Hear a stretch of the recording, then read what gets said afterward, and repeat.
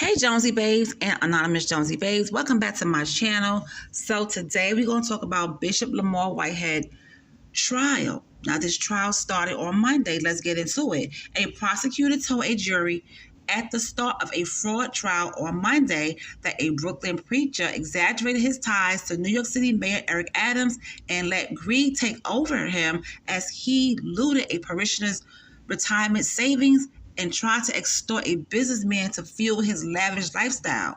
His lawyer said the government is wrong. Lamar Whitehead Miller, 47 years old, he drives a Rolls Royce, was accused by Assistant U.S. Attorney Jessica Greenwood of telling the owner of an auto repair shop that he could get the mayor to do official favors if he and the businessman teamed up on real estate deals that could earn them millions of dollars.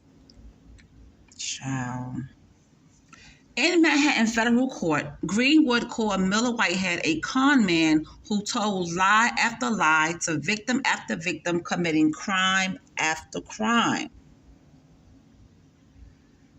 She said he is willing to lie, cheat, and steal to keep up his appearances of wealth, which included fancy cars, designer clothing, and the mansion where he lived. Miller Whitehead has pleaded not guilty to wire fraud, attempted extortion, and making false statements to federal law enforcement officials.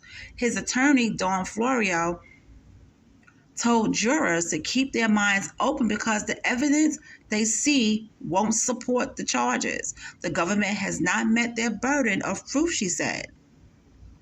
Now, Miller Whitehead has been free on a $500,000 bail since his arrest, which came only months after he was the victim of a robbery when $1 million in jewelry was stolen from him by a gunman who surprised him during a church service.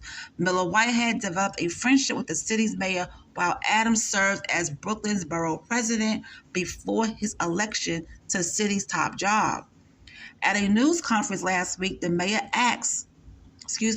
was asked about legal filings in the case, indicating prosecutors plan to show jurors evidence that Miller Whitehead used the name of Adams to commit fraud and attempt extortion. Now, Adams responded that anyone reporting about it should quote the documents that stated that clearly he did not have authorization and there was no connectivity to actions of the mayor or borough president. Among pretrial rulings, the judge has agreed to exclude mention of Miller Whitehead's criminal conviction for identity theft and grand larceny, which resulted in a 5-year prison stint, although it could be brought up if he decides to testify. Miller Whitehead became a religious figure when he formed the Leaders of Tomorrow International Ministries in 2013. Although he preaches in Brooklyn, he owns a $1.6 million home in Paramus, New Jersey, and an apartment in Hartford, Connecticut. Prosecutors allege that he took a parishioner's retirement savings of $90,000 by falsely promising he would find her a home and invest the rest in his real estate business. Now, prosecutors say he instead spent the money on luxurious goods and clothing. But Florio told the juror that the parishioner was actually cheated by her son, who borrowed the $90,000 from her and got her to co-sign a loan for his own home, leaving the woman unable to purchase a home for herself. Miller Whitehead also is charged with trying to convince a businessman to lend him $500,000 and give him a stake in real estate deals by claiming his ties to city officials could earn favorable treatment for the businessman's interests. Now, the businessman, Brandon Belmonte, complained to federal authorities who initiated a half-year probe in 2022 that culminated in Miller Whitehead's arrest. Florio said her client was innocent of that charge as well because it was a civil. Lord. It was a civil, I am so sick of that word civil, dispute between Miller Whitehead and Belmonte, not a criminal matter. It's civil. It's all civil. It's not criminal. It's civil. Anyway, you guys. So, yes, Bishop Lamar Whitehead is on trial, and I'm just waiting to see the outcome of all of this. This man is a scammer. Okay, he has scammed a lot of people. You know, he went to jail. But I don't understand, how is it, not just with Bishop Lamar Whitehead, but with other pastors and deacons and such, when they come to church in a beautiful car, right? And they live in mansions and stuff like that. And they're members of the church, living paycheck to paycheck, right? And they are faithfully giving money to the church, but they barely give back. I wonder, do they ever think about how that makes their members feel? You get what I'm saying? I grew up,